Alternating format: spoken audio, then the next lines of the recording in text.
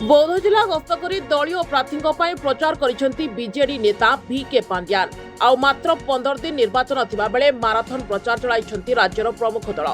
एहारी भितरे बौद्ध जिले में 2टी विधानसभा आसन पर प्रचार को जोरदार करिछि बीजेडी। बौद्ध गस्त कर दलीय प्रार्थी प्रचार करी भोट भिक्षा करिसेंती बीजेडी नेता VK पांड्यान। मे 20 तारिख रे बौद्ध जिले में मतदान हेबाकु रहितबा बेले बौद्ध रे बीजेडी करिछि हाई वोल्टेज प्रचार। बौद्ध जिलार पुराकटक हाईस्कल पड़िया और कंटामाल हाईस्कल पड़िया ठारे आयोजित बीजेडी दलीय कार्यक्रम में जोग देइथिले VK पांड्यान। बौद्ध निर्वाचन मंडलीर बीजेडी विधायक प्रार्थी प्रदीप कुमार अमात और कंटामाल निर्वाचन मंडलीर बीजेडी विधायक महिधर रणा और कंधमाल सांसद प्रार्थी अच्युतानंद सामंत भोट भिक्षा करिसेंती पांड्यान। दलीय नेता और कर्मी को एकत्रित होई कार्य करने को आह्वान देवा सह उभय विधायक और सांसद प्रार्थी को शंख चिन्ह रे भोट दे विजयी करने उपस्थित जनसाधारण को अनुरोध करथिले पांड्यान। यह कार्यक्रम में कंधमाल लोकसभा आसन बीजेडी सांसद प्रार्थी अच्युतानंद सामंत उपस्थित रही महिधर रणा सह निज सपक्ष में भोट भिक्षा करिसेंती।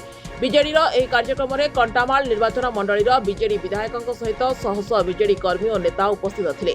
2023 मसीह रे कंटामाल के 5टी अध्यक्ष आसते और लोक मानकर अभियोग पत्र ग्रहण करते। आज से तार हिसाब देवार लगी से मंचरे जेन जेन काम 2023 रु 24 भितर होइचे लोक माने जेन जेन अभियोग पत्र देथिले से सबुर 100 रु 100% समाधान होइचे से जिनसटा कहबार लगी आसते। और कंटामाल निर्वाचन मंडली रे 4500 कोटी टंकार जेन उन्नतिमूलक कार्य होइचे सेटा हिसाब देवार लगी आसते। VK पांड्यान विकास के लेकिरी आपण मानकु भोट मागुचन जे आज आपण देखुथबे जेन हिसाब रे जनसमुद्र थिला माँ हजार हजार संख्यार माँ माने भौणी माने आसिकी आशीर्वाद देले। इथरु जना पड़ुचे जे निश्चित भाव आगामी निर्वाचन रे कंटामाल निर्वाचन मंडली लगी महिधर रणा को और लोकसभा लगी डॉक्टर अच्युत सामंत को और ओडिशार मुख्यमंत्री लगी नवीन पट्टनायक को पुणी थे लोक माने विपुल भोट विजय करूछन। ब्यूरो रिपोर्ट, रियो न्यूज।